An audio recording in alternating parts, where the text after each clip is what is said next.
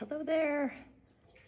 I'm recording this today because it's the new moon today, and I do a ritual every month that I carry through the month, and I thought it would be nice to share that with you, just to give you, something to think about with respect to the new moon ritual. So I use the same deck every month for this particular ritual. I use this Kantaji Oracle, which I really enjoy because of the really detailed sections of this book and the guidance that comes from each of these cards.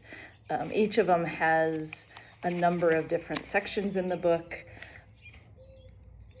for each card. So they have keynote, symbology, guidance as an icon, as a portal, practice, creative prompt, and ecological connection. So there's just so much associated with this. It's such a rich resource.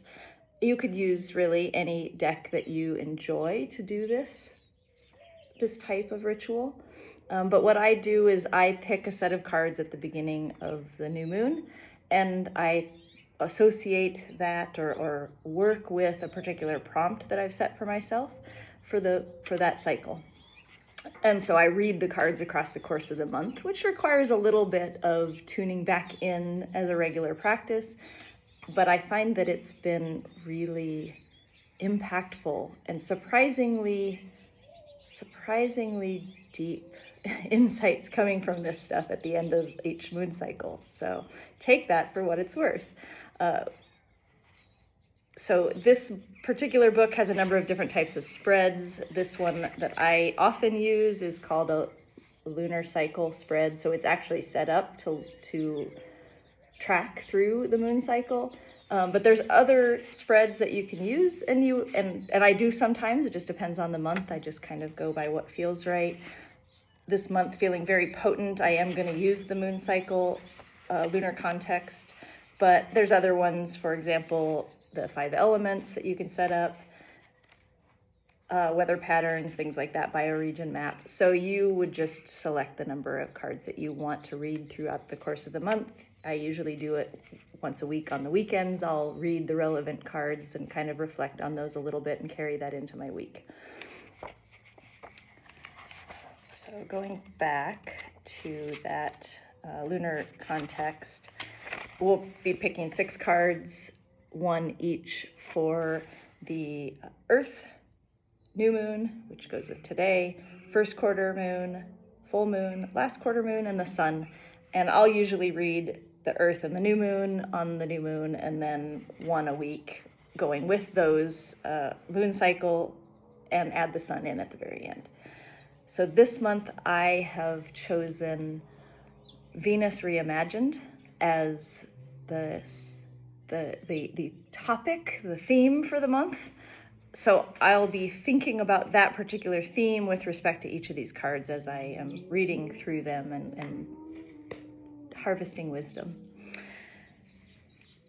And the reason that I chose that theme for this month is because Venus is about to go retrograde, or has already gone retrograde. It's somewhere right around now. And that planet goes retrograde for about 40 days every couple of years. So it's a little bit of an unusual time. I mean, they all have their retrograde cycles, or at least the planets that are in closer than the Earth. We watch them go back and forth in the sky. It's kind of cool. And there's also sort of that tied in meaning behind that as a time for reflection, a time for reconsideration, a time for feeling into and thinking about whatever that particular planet represents. And Venus is very representative of relationship, of femininity, of a lot of things that are really relevant to me in my life, really relevant to, I think, the world and where we are right now. So Venus Reimagined just seemed like it would be a very powerful choice of theme for this month.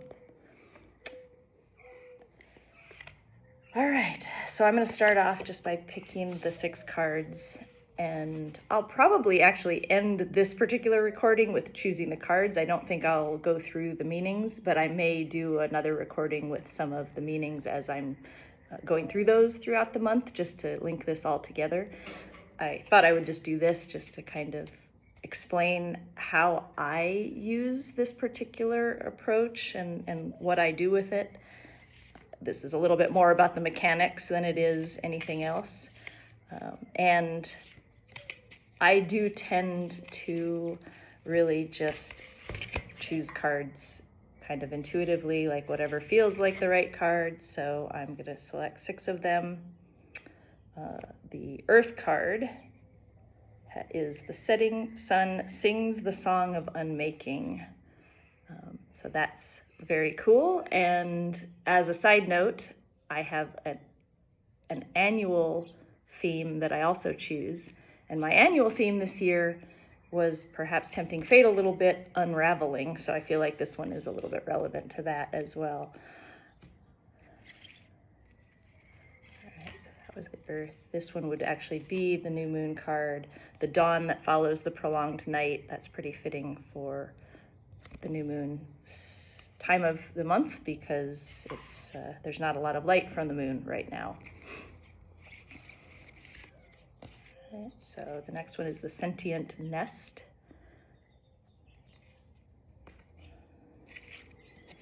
The card that we would be using for new moon is the Coiled Snake.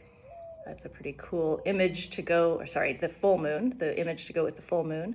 So I like that one.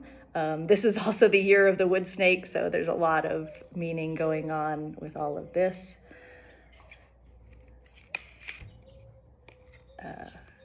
The Moss Cauldron.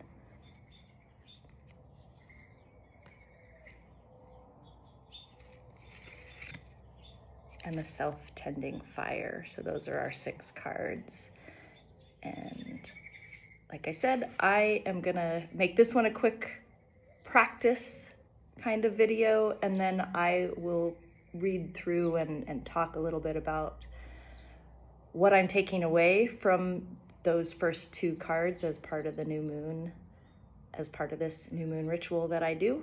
But I'm not going to do that as part of this video, only because I'd like to spend some time with them first and then share my thoughts. So I'm going to do that, and I probably will record that video this weekend because I'm going to go out and go for a walk right now before before it gets too dark, and have a call with some friends tonight. So some of whom I'm recording this for. Hello. So I will leave this here and share more with you later.